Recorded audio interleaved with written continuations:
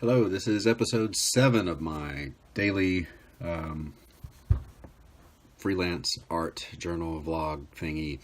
Um, Probably won't do one on the weekend, Saturday. It just depends on family stuff. I think I've said that several times before. Um, Trying to get things started this morning. I'm wearing my Christmas present Hogwarts T-shirt, and which made me reminded me that the actor, I can't remember his name, the guy that plays Draco Malfoy, is on The Flash, and I noticed that he's starting to get wrinkles around his eyes, which makes me feel really old. That the Harry Potter kids are, they must be what, 30 now? Wow.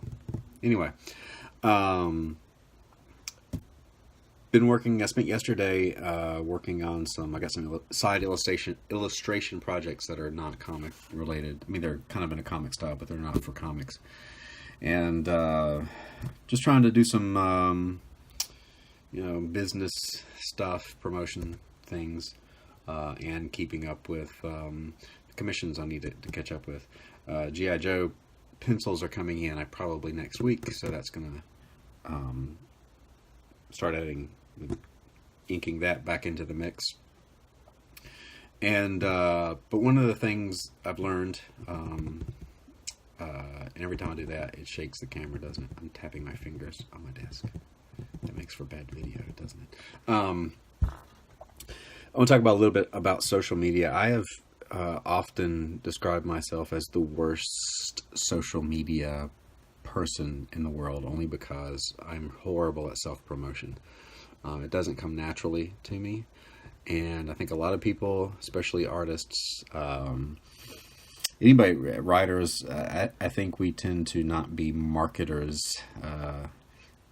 We're notoriously bad business people and marketers, with some exceptions. But it's a necessary, if you're doing art and you want to make a living and feed your family, you have to let people know.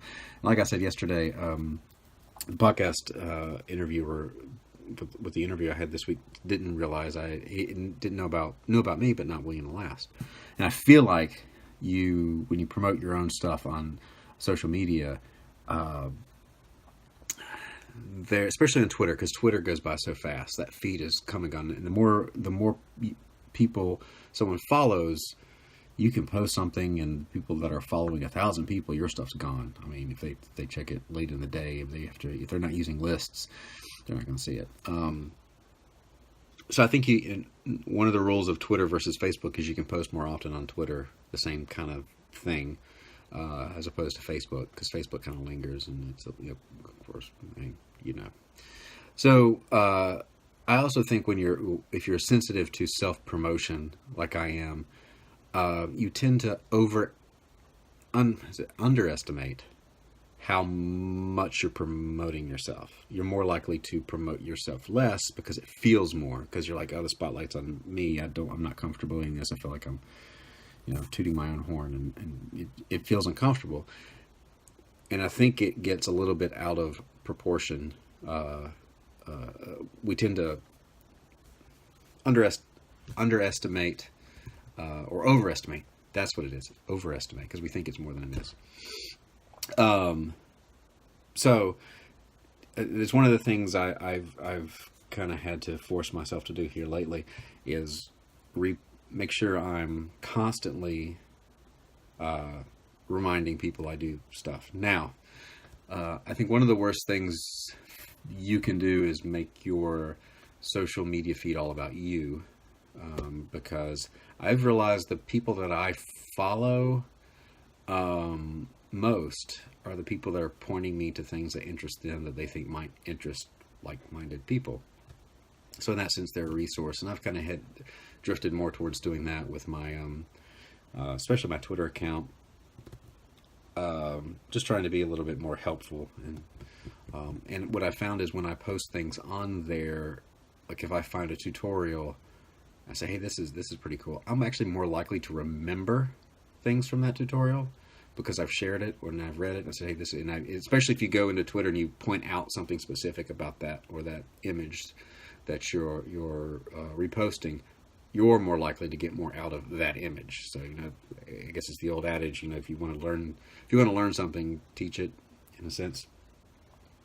Um, so I'm still figuring out how to promote things.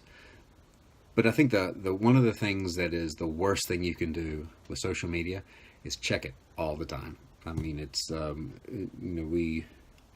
I've been in the habit of constantly just looking for, you know, updates or likes and things, and I found that you know, you get that little dopamine hit when you get the little red number up there on Facebook, or the notification on Twitter, and if you don't get as many as you want, it's like that, you know, you kind of affects your mood a little bit, right?